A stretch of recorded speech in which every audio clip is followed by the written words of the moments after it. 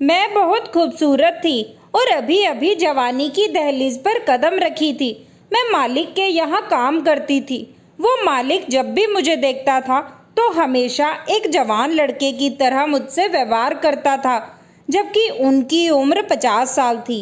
एक रात मेरे पिता मुझे मालिक के घर रहने के लिए छोड़ गए। फिर मालिक ने मुझे जिम में बुलाया। मालिक को जिम में जब मैंने पसीने से सराबोर बनियान में देखा तो मैं बेहोश हो गई। फिर मालिक ने जैसे ही मुझे मेरे नीचे छुआ तो मेरा नाम अनीता है। मैं अभी अभी 17 साल की हुई थी। मैं 8वीं तक की पढ़ाई सरकारी स्कूल में की। उसके बाद पिताजी ने मेरी आगे की पढ़ाई रुकवा दी। मैं अपने पिता के साथ अकेली रहती थी।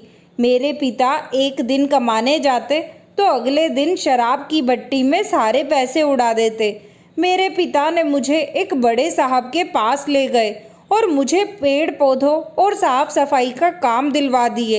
इस तरह से मैं अपने 50 वर्षीय मालिक के यहाँ काम पर लग गई। मेरे 50 वर्षीय मालिक अपनी उम्र के हिसाब से बहुत बड़े नहीं थे। उनके घर में उनके अलावा कोई नहीं था। मैं अभी अभी युवावस्था में प्रवेश हुई थी। मैं तो मालिक को 50 साल से ज़्यादा की समझती थी, लेकिन इस उम्र में मुझे जल्द ही समझ आ गया था कि वे क्या कर सकते हैं, ये मुझे पता नहीं था। मेरे पिता मुझे हर दिन मालिक के घर छोड़ने जाते थे। मालिक के घर के पेड़ों को पानी देती और झाड़ू पोछा करने का काम करती थी। मेरे मालिक की उम्र अभी 50 साल थी। वो अपने घर में अकेले रहते थे। आज शाम को पापा मुझे लेने नहीं आए। मैंने काफ़ी देर तक पापा का इंतज़ार किया।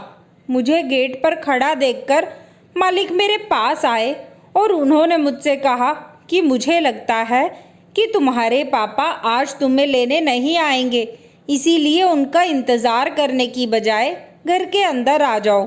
फिर वो बोले, मुझे बताओ कि तुम्हारे पिताजी रात 8 बजे के बाद कहाँ जाते हैं। तभी मेरे दिमाग में ये विचार आया कि पापा अभी शराब की दुकान पर नशे में धुत होकर वहीं पर पड़े होंगे। मुझे पता था कि यही हुआ होगा, इसीलिए तो पापा अभी तक नहीं आए। तो फिर मालिक के कहे मुताबिक मैं उनके घर के अंदर चली गई। मेरे मालिक ने कहा कि अब खाने का वक्त हो गया है, इसीलिए आओ मेरे साथ तुम भी खाना खा लो। फिर मैंने मालिक के साथ खाना खाने बैठ गई थी। खाना खाने के बाद रात को वो मुझे अपने ही कमरे में सोने को कह रहे थे, लेकिन मैं वहाँ सोने की बजाय हॉल में सो गई। अगली सुबह मैंने मालिक से कहा, मालिक मेरे पिता को फ़ोन करके बुला दीजिए। उन्होंने तुरंत मेरे सामने फ़ोन लगाया, लेकिन मेरे पापा ने फ़ोन नहीं उठाया। एक पिता इतना लापरवाह कैसे हो सकता है। उन्होंने अपनी जवान बेटी को एक 50 साल के आदमी के साथ उसी के घर पे अकेला छोड़ दिया। ये कैसे छोड़ सकता है। शाम को मैं मालिक से अनुरोध करके अपने घर ले जाने को बोली। मालिक जब मुझे मेरे घर पर लेकर आए तो घर पहुंचकर देखा कि हमारे घर पर ताला लगा हुआ था। मुझे नहीं पता था कि पापा कहाँ गए हैं, इसीलिए ना चाहते हुए भी मुझे फिर से मालिक के घर आना पड़ा। देखते ही देखते जल्द ही 10 दिन बीत गए, लेकिन पापा मुझे लेने नहीं आए। मेरे मालिक बहुत अच्छे थे। उन्होंने मुझे अपने घर में बहुत अच्छे से रखा हुआ था। मेरे मालिक की पत्नी की कुछ साल पहले मौत हो गई थी। तब से वो अकेले ही रहते थे। एक दिन मालिक मुझे बाजार लेकर गए। उन्होंने मेरे लिए कुछ कपड़े खरीद लिए। बाजार से घर आकर मालिक ने बताया कि हमने आज जो कपड़े खरीदे हैं वो किस लिए हैं, तुम्हें कल से स्कूल जाना है। फिर मालिक ने कहा कि मैं स्कूल गया था तुम्हारा एडमिशन करवाने। अब जब तुम स्कूल जाओगी तो तुम्हें कई चीज़ों का ज्ञान मालूम होगा और ये मेरे लिए भी फ़ायदेमंद होगा। मुझे लगा कि मालिक ने मुझ पर बहुत बड़ा उपकार किया है। मैं पढ़ना चाहती थी, लेकिन पैसों की कमी के कारण मैं पढ़ नहीं पाई थी। दूसरे दिन से मैं रोज़ स्कूल जाने लगी। मालिक ने मेरा एडमिशन शहर के एक प्राइवेट स्कूल में कराया था। जब से मैं स्कूल जाने लगी तब से मालिक ने घर में एक और नौकर रख लिया था। वो घर का सारा काम करता था और वहीं रहता था। मैंने कभी भी इस आनंदपूर्ण जीवन के बारे में सपने में भी नहीं सोचा था जिस तरह मैं अब जी रही थी। मेरी पढ़ाई शुरू हुए 2 महीने हो गए थे। इन 2 महीनों में मुझ में बहुत कुछ बदलाव हो गया था। मैं अनपढ़ से शिक्षित और एक खूबसूरत लड़की बन गई थी। ये मेरी जीवन स्थितियों में एक अलग बदलाव था, लेकिन मैंने ये कभी नहीं सोचा था कि मेरे मालिक मेरे लिए ये सब क्यों कर रहे हैं। इसके पीछे का रहस्य जल्द ही मेरे सामने आने वाला था, जिसका मुझे थोड़ा भी आभास नहीं था। देखते देखते 6 महीने गुजर गए। अब मैं और भी खूबसूरत और जवान दिखने लगी थी। घर का नौकर हर रात सोने से पहले मेरे लिए बादाम का दूध लाता था। ये सब मेरे मालिक के कहे अनुसार ही हो रहा था। सुबह में मैं मालिक के साथ जिम में व्यायाम करती थी। एक दिन जिम में व्यायाम करते समय मालिक ने मुझसे कहा कि आज मैं तुम्हें एक नई तरह की व्यायाम दिखाऊंगा। मालिक ने मुझे उस तरह का व्यायाम दिखाना शुरू किया। इसी बीच घर का नौकर मोहन वहां आ गया। जिम वाली रस्सी खींचते समय मालिक मेरी मदद कर रहे थे। उनका हाथ मेरी कमर पर देखकर मोहन ने अपना मुंह दूसरी ओर घुमा लिया। फिर उसने कहा कि मालिक से मिलने के लिए बाहर कोई मेहमान आया है। फिर मालिक ने अभ्यास रोक दिया और मोहन से कहा, जब भी तुम आज के बाद अंदर आओगे तब दरवाज़ा खटखटाना मत भूलना। शायद मालिक को मोहन को इस तरह से अंदर आना पसंद नहीं आया। मालिक के बाहर जाने के बाद मोहन मुझे अलग नज़रिए से देखने लगा था, लेकिन मैंने उसे नज़रअंदाज कर दिया और अपने कमरे में चली गई। कुछ देर बाद मैं स्कूल के लिए निकल गई। शाम को मैं अपने समय पर घर आ गई थी। मैं उस घर में अकेली लड़की थी। मैं घर गई तो मालिक मेरे लिए एक अच्छी सी ड्रेस लेकर आए थे। उन्होंने कहा, ये ड्रेस पहनो और तैयार हो जाओ, आज हमें बाहर एक पार्टी में जाना है। मैं वो ड्रेस पहनकर तैयार हो गई। मैं तैयार होकर बाहर आई तो मालिक ने मुझे एक अलग ही अंदाज में देखा था। मेरे मालिक कोट पैंट पहने हुए थे और इस उम्र में भी वो कम उम्र के दिख रहे थे, लेकिन आज कुछ ज़्यादा ही रौनक उनके चेहरे पर दिख रही थी। बस मेरे हाथ में अपना हाथ डाला और पार्टी के लिए निकल गए। पार्टी में उन्होंने मुझे अपने कुछ दोस्तों से मिलवाया। मालिक अपने कुछ मित्रों से खड़े होकर बातें कर रहे थे और मैं वॉशरूम में चली गई। थोड़ी देर के बाद जब मैं वॉशरूम से बाहर आई तो मेरे मालिक का एक दोस्त मेरे पास आया और मेरी तरफ देखने लगा। फिर मालिक के उस दोस्त ने मुझसे कहा कि तुम्हारे मालिक के पास बहुत दिमाग है। तुम्हारे जैसी लड़की बाहर हजारों रुपए खर्च करने से भी नहीं मिलती। इस उम्र में तुम्हारे मालिक की ये ख्वाहिश है, जब तुम जैसी लड़की 50 साल के बूढ़े को तरोताजा करेगी। अपने मालिक के दोस्त की ये सारी बातें सुनकर मुझे उस व्यक्ति पर बहुत गुस्सा आया। मैंने उससे कहा, अपना मुंह बंद करो। फिर उस व्यक्ति ने मेरी बात पर गुस्सा ना करते हुए वो मुझे जूस देने लगा। मैंने जूस लेने से इनकार कर दिया, लेकिन उसने सॉरी बोलते हुए दोबारा जूस दिया। फिर मैंने जूस का गिलास लिया और जूस पीने लगी। जूस पीने के बाद मुझे बहुत चक्कर आने लगे। मैं वहीं टेबल पर सर रखकर सो गई। अगली सुबह जब मैं उठी तो मैं खुद को अपने कमरे में देखी। मैंने अपने हाथ पर नाखून जैसी एक खरोंच भी देखी थी। मैं उठकर बेड पर बैठ गई। फिर मोहन मेरे कमरे में नाश्ता लेकर आया, जो कि पहले कभी भी ऐसा नहीं हुआ था। अभी मुझे शक भरी नज़रों से देख रहा था। मैं उससे बात करने जा रही थी कि तभी मालिक मेरे कमरे में आ गए। उन्होंने मुझसे कहा कि अनीता, क्या तुम ठीक हो? तब मैंने उनसे कहा कि मेरा सर बहुत भारी हो गया है। मालिक ने कहा, तुमने रात को पार्टी में गलती से जूस की जगह ड्रिंक ले लिया था, इसीलिए तुम्हारा सर भारी हो गया। मालिक ने मुझे दर्द की एक गोली दी। मैं आज स्कूल भी नहीं गई। आज पूरे दिन अपने रूम में सोती रही। शाम से रात हो गई। फिर रात को सो नहीं पा रही थी क्योंकि मैं आज पूरा दिन सोई थी। फिर भी रात को मैं अपने कमरे की लाइट बंद करके लेटी रही। कुछ देर बाद अचानक मुझे महसूस हुआ कि कोई मेरे कमरे में दाखिल हुआ है। मैंने धीरे से अपनी आंखें खोली तो मालिक को सामने आते देखा। मुझे कमरे में जागते देखकर वो फिर कमरे से बाहर चले गए। मुझे समझ नहीं आया कि उन्होंने ऐसा क्यों किया। मैं समय समय पर अपने पिता के बारे में उनसे पूछती रहती थी, लेकिन मालिक हमेशा यही कहते थे कि मैं उन्हें ढूंढ रहा हूँ। मुझे हर रात अपने पिता की याद आती है। आज भी मुझे अपने पापा की बहुत याद आ रही थी। उनकी यादों में ही कब मुझे नींद आ गई पता ही नहीं चला। ऐसे ही कुछ दिन बीत गए। फिर एक दिन मुझे मालिक 5 दिन के लिए कहीं घुमाने ले गए। वहाँ पर हम बहुत घूमे और बहुत मस्ती की।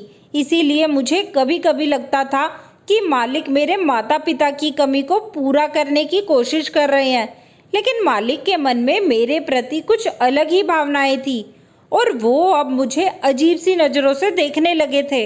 हम घूमने के लिए दुबई गए थे। मैंने वहाँ खूब पानी पूरी खाई। वहाँ मेरा और मालिक का एक ही कमरा था। जब मैं रात को एक डांसिंग शो देखने गई तो मैं अच्छे से तैयार होकर गई, लेकिन बाहर जाते वक्त मेरे कपड़े गीले हो गए। फिर मालिक ने मुझे आराम करने में मदद की। उन्होंने कहा कि अनीता, तुम बहुत खूबसूरत हो और मैं तुम्हें हमेशा खुश रखूंगा। मालिक की चिंता देखकर मुझे बहुत खुशी हुई। दुबई में 5 दिन कैसे बीत गए पता ही नहीं चला।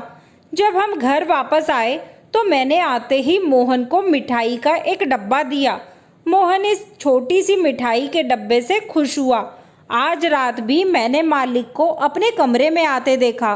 मुझे समझ में नहीं आ रहा था कि वो हर रात मेरे कमरे में क्यों आते हैं। अगले दिन जब मैं नाश्ते के लिए बैठी थी तब घर में मोहन और मैं ही थे। मैं बहुत थका हुआ महसूस कर रही थी। मुझे देखकर मोहन बोला, अनीता जी, आप बहुत थकी हुई लग रही हैं। रात को मालिक आपके कमरे में आए थे, इसीलिए शायद आप थक गई होंगी। मैंने उससे कहा, तुम क्या कहना चाहते हो? मेरा इतना कहते ही मोहन बोला, अनीता जी, मुझे माफ़ करें, गलती से मेरे मुंह से ये शब्द निकल गया। मुझे लगा कि मोहन मुझसे कुछ कहना चाह रहा है। वो ऐसे बातें किया करता जो मेरी समझ से बाहर होती थी। मैं उसकी बातों को नज़रअंदाज करना ही बेहतर समझा, इसीलिए मैं उसे नज़रअंदाज करके स्कूल के लिए निकल गई। मैं आज पूरा दिन स्कूल में बिताया। मैं अपने पापा के लिए ग्रीटिंग कार्ड बना रही थी, क्योंकि आज मेरे पिताजी का जन्मदिन था। पिताजी की याद में आज मैं अच्छे से खाना भी नहीं खाई। बीच में ही खाना छोड़ दिया और मैं अपने कमरे में चली गई। पिताजी की याद में मुझे रोना आ रहा था। तभी मालिक मेरे कमरे में आए। उन्होंने मुझे रोता देख मुझसे पूछा, क्या हुआ अनीता, तुम रो क्यों रही हो? मैंने कहा, मालिक, मुझे पापा की बहुत याद आ रही है। आज उनका जन्मदिन है और मैंने उनके लिए एक ग्रीटिंग कार्ड बनाया है। ग्रीटिंग कार्ड देखकर मालिक मुझसे बोले, बहुत ही जल्द मैं तुम्हें तुम्हारे पापा के पास ले जाऊंगा। फिर मालिक बिना कुछ कहे मेरे आंसू पोंछने लगे। थोड़ी देर बाद वो मेरे कमरे से बाहर चले गए। मैं आज पूरी रात सो नहीं पाई, इसीलिए मैं उठकर कमरे से बाहर चली गई। फिर रसोई में जाकर थोड़ा पानी पिया। फिर मैंने रसोई की खिड़की से बाहर देखा तो वहाँ मैं देखी कि मालिक अपने शरीर पर कंबल ओढ़े हुए किसी को पैसों की गड्डी दे रहे थे। मैं खिड़की के करीब गई और देखी तो पैसे लेने वाला व्यक्ति कोई और नहीं बल्कि मेरे पिताजी थे। लेकिन इतना पैसा क्यों ले रहे थे मुझे समझ नहीं आया। मालिक जानते थे कि मैं अपने पिता की याद में रोज रोती हूँ। वे मेरे पिता को मुझसे मिलने की अनुमति देकर उन्हें पैसे क्यों दे रहे थे? ये सब क्या चल रहा था मेरे पिता और मेरे मालिक के बीच में? मुझे कुछ समझ में नहीं आ रहा था। मैंने सोचा कि पापा को आवाज़ दूं। तभी पापा वहाँ से पैसे लेकर चले गए। मालिक भी घर की ओर आने लगे थे। मालिक के घर के अंदर आने से पहले मैं जल्दी से अपने कमरे में जाकर सो गई। कुछ देर बाद मालिक ने घर के अंदर आ गए। फिर वो मेरे कमरे में आ गए। उस समय मैं अपनी आंखें कसकर बंद कर ली थी। मालिक मेरे कमरे में आकर मेरे चेहरे पर हाथ फेरने लगे। थोड़ी देर मेरे शरीर को छूने के बाद जैसे ही वो कमरे से बाहर निकले तो मैं कांपने लगी थी। पिछले कुछ महीनों से मालिक मेरे साथ क्या कर रहे थे? वे मीठी मीठी बातें करके मुझे अपने घर में क्यों रखा हुआ था? अब मेरे सामने कई सवाल खड़े हो गए थे। मैं आज रात देर से सोई थी क्योंकि मैं रात को यही सब सोच रही थी। सुबह जब मैं उठी तो मेरा शरीर बुखार से तप रहा था। फिर मालिक ने डॉक्टर को घर बुलाया और घर पर ही मेरा चेकअप कराया। डॉक्टर ने मुझे कुछ दवाइयाँ दी और चले गए। मालिक आज ऑफिस नहीं गए और वो सारा दिन मेरा पीछा करते रहे। उन्होंने मुझसे कहा, तुम इस तरह बीमार कैसे हो सकती हो? तुम्हें मेरे लिए जल्दी अच्छा होना पड़ेगा। जब मेरे मालिक की बात गलत हो गई तो उन्हें कोई भी अच्छी बात समझ नहीं आ रही थी। फिर 4 दिनों के बाद मुझे बेहतर महसूस होने लगा। मैं पापा और मालिक को रात में मिलते देखती थी। मैंने मालिक से इस बारे में अभी तक कुछ नहीं कहा क्योंकि मैं उनकी असली सच्चाई जानना चाहती थी। पिछले कुछ दिनों से मेरी रातों की नींद हराम हो गई थी और हर सुबह मुझे थकान महसूस होती थी। मैं आज रात को जब सोई हुई थी तो हमेशा की तरह आज भी आधी रात को मेरे कमरे का दरवाज़ा खुला। कमरे में धीमी रोशनी जल रही थी, बाकी सब कुछ अंधेरा था और दरवाज़ा खुला और फिर बंद हो गया। कुछ ही पल में मुझे लगा कि कोई मेरे बगल में सो रहा है। अचानक मुझे अपने शरीर पर एक हाथ रेंगता हुआ महसूस हुआ। धीरे धीरे हदें पार हो रही थी। फिर उसने मेरे नीचे छुआ और डालने। तभी मेरी आँख खुली और जल्दी से उठकर मैंने कमरे की लाइट जला दी। फिर मैंने मोहन को अपने बिस्तर पर लेटा हुआ देखा। गुस्से में मैंने उससे पूछा, तुम मेरे साथ क्या कर रहे थे? मेरे इतना कहते ही मोहन चौंक गया। फिर मैंने उससे कहा, मैं तुम्हारी ये हरकत मालिक को बताऊंगी। मेरे इतना कहते ही मोहन के मुंह से निकल गया, तुम हर रात खुशी खुशी अपने मालिक के साथ रात बिताती हो। अगर तुम एक रात मेरे साथ बिता लोगी तो क्या हो जाएगा? उसके इतना कहते ही मैंने उससे कहा कि तुम ये क्या बात कर रहे हो? फिर उसने बोलना शुरू किया, मैं रोज रात को देखता हूँ मालिक आधी रात को आपके कमरे में आते हैं और समय गुजार कर चले जाते हैं। मैं सब कुछ समझता हूँ। मैं समझता हूँ कि तुम कौन हो। मैं जानता हूँ कि तुम भी मालिक की एक नौकरानी ही हो और एक नौकरानी पर ऐसी दया कोई नहीं करता। तुम्हारी खूबसूरती का फ़ायदा उठाया है मालिक ने। तुम उस बूढ़े आदमी के लिए एक अच्छी दिल बहलाने वाली साथी हो। उसका अपने शब्दों पर कोई नियंत्रण नहीं था। उस समय मैंने भी अपने हाथ का नियंत्रण खो दिया और मैंने मोहन के कान के नीचे बजाते हुए उसे अपने कमरे से बाहर निकाल दिया। वो मेरे साथ क्या कर रहा था जिसे मोहन समझ तो रहा था लेकिन फिर भी मुझसे छुपा रहा था। मोहन की बातों से मुझे मालिक की भावनाएं समझ आने लगी। अब मालिक को करीब लाने का समय आ गया था। जो पर्दे के पीछे हो रहा था वो अब सामने से होना था। अगली रात मैं बिस्तर पर जाने से पहले नहाई। मैं गीले बालों पर परफ्यूम स्प्रे और एक छोटी ड्रेस लेकर कमरे में गई।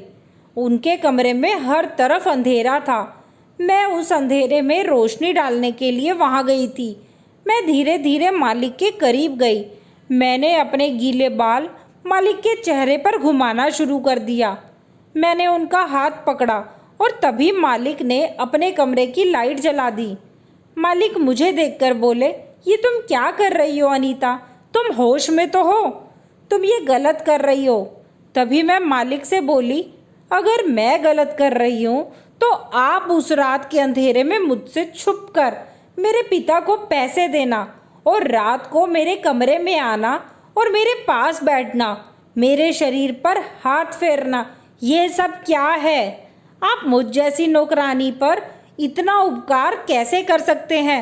आप ये सब तब तक नहीं कर सकते जब तक आप अपने मन में कुछ अपेक्षा नहीं रखते। मैं आपको वही देने के लिए आई हूँ जो आप चाहते हो। आपको जो चाहिए ले लो, लेकिन मुझे मेरे पिता से मिलवा दो। मेरे इतना कहते ही मालिक ने कहा, कि पिता के लिए इस मुकाम तक तुम्हारा जाना गलत नहीं है। फिर मालिक ने कहा कि तुम्हारे पिता ने तुम्हें कभी नहीं बेचा, बल्कि तुम्हारे पिता ने जुए में तुम्हारा घर भी हार लिया। वे तुम्हारे साथ भी जुआ खेलने वाले थे। तभी मैं उनके पास से गुजर रहा था।